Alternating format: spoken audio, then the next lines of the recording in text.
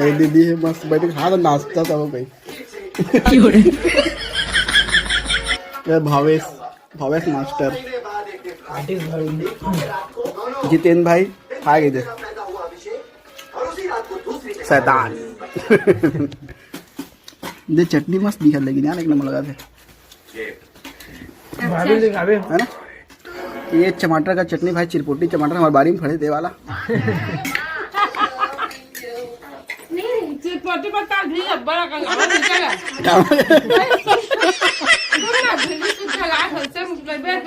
चटनी है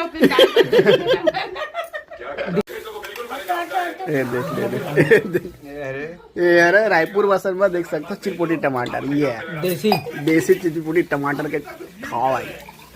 लेकिन चटनी मस्त लगा था ना, एक नंबर लगा कसम, देसी चाटा था जब अच्छा।